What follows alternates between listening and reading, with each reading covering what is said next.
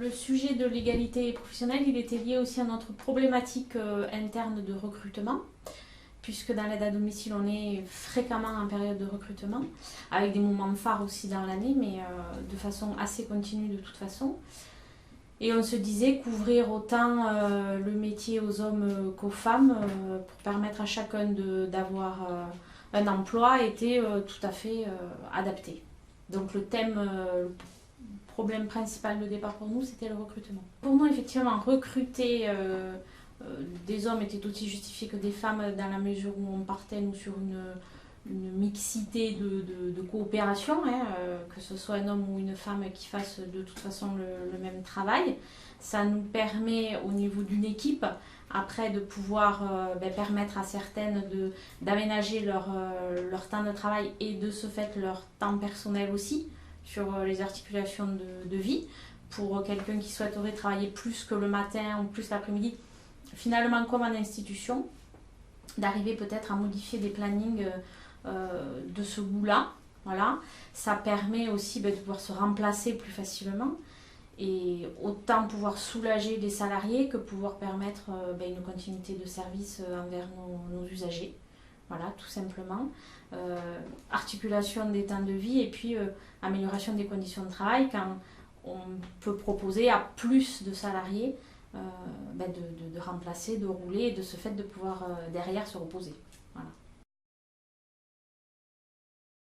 Alors pour nous permettre le recrutement de façon générale et puis de l'ouvrir aussi aux hommes, on a réfléchi sur la question, on s'est aperçu que nos moyens de communication en termes d'affichage étaient parfois un peu plus ciblés sur les femmes. Il y a un peu plus de photos de femmes exerçant le métier que d'hommes, peut-être. Donc, penser à modifier cette communication et ce premier contact finalement avec le métier.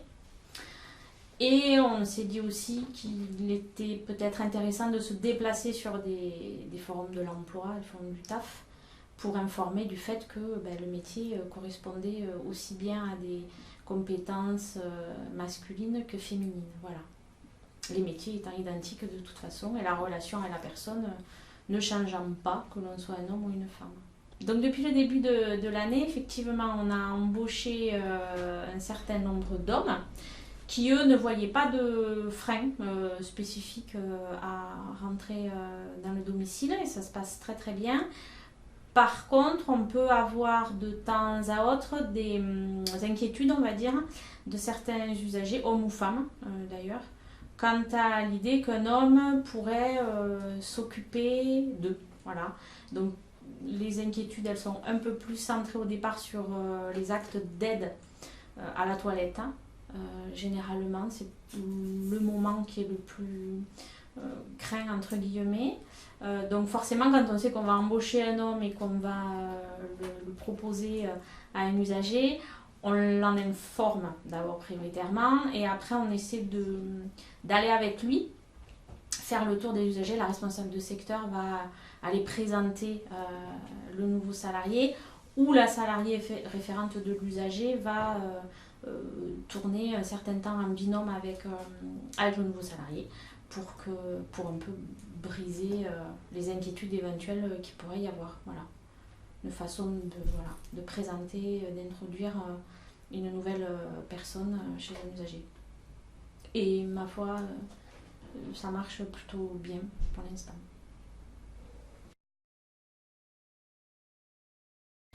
Alors moi j'ai vu tout son sens à être accompagné par ce réseau parce que du coup au-delà de l'obligation légale de départ, ça nous a donné des pistes d'action déjà et puis nous aider à faire des constats sur un petit peu notre territoire, ce qu'il en était et pas forcément dans notre champ, voilà, parce que notre champ on a quand même une idée générale de comment il fonctionne et c'est vrai que selon les secteurs, nous notre problématique elle est de tendre vers plus d'hommes, mais selon les secteurs ça peut être de tendre vers plus de femmes et du coup les pistes qui sont mises en action dans chaque secteur peuvent être totalement différentes. Donc ça m'a donné aussi des idées que je n'ai pas encore mis en place, mais du reste auquel je réfléchis, très pratique, hein, qui peut être le retour le retour de la satisfaction ou de l'intégration d'un nouveau salarié